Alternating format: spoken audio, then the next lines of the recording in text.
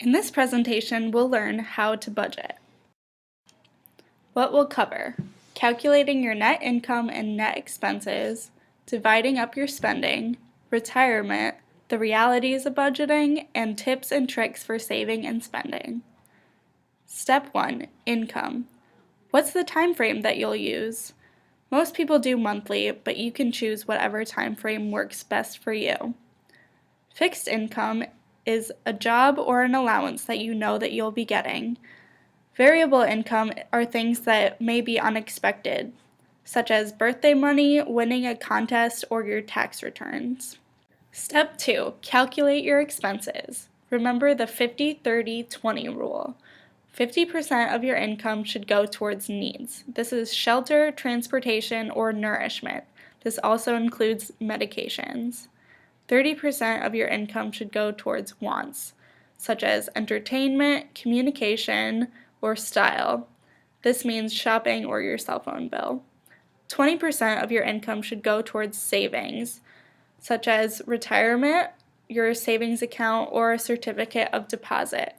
A certificate of deposit means that it's basically a savings account, but you're just earning higher interest on your money. You might not be able to access that money for a certain amount of time. There are two different types of expenses.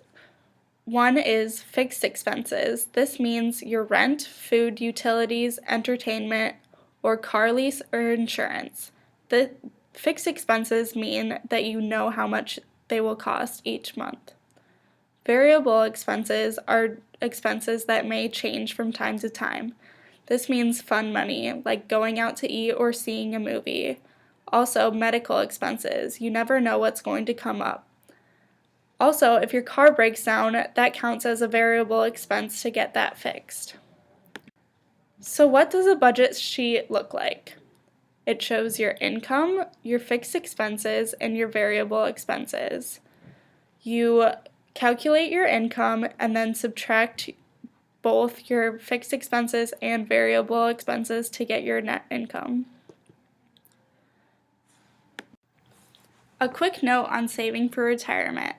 Start early. This is due to compound interest. For example, if you start saving early at age 18, $2,000 a year, and continued saving $2,000 a year until age 27, then your total investment would be $20,000. In the same respect, if you started saving later at age 31, $2,000 a year, and continued saving $2,000 a year until age 65, your total investment would be $70,000.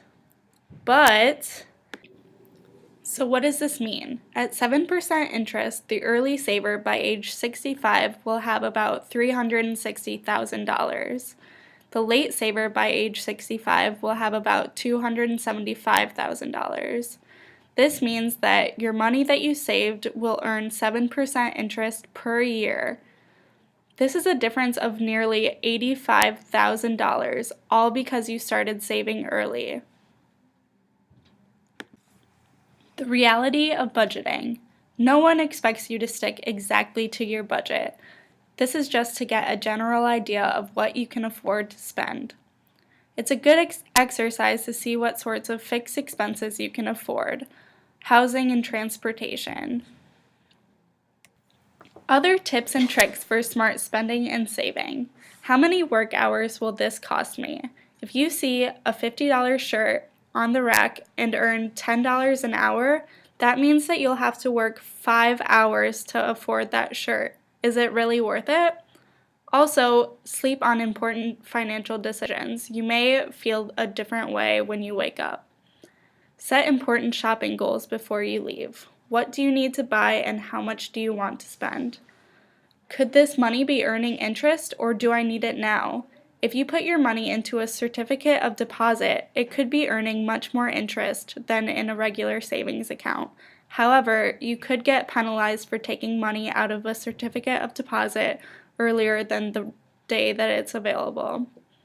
Saving now when you don't have as many expenses, such as childcare, home loans, or more will pay off in the future.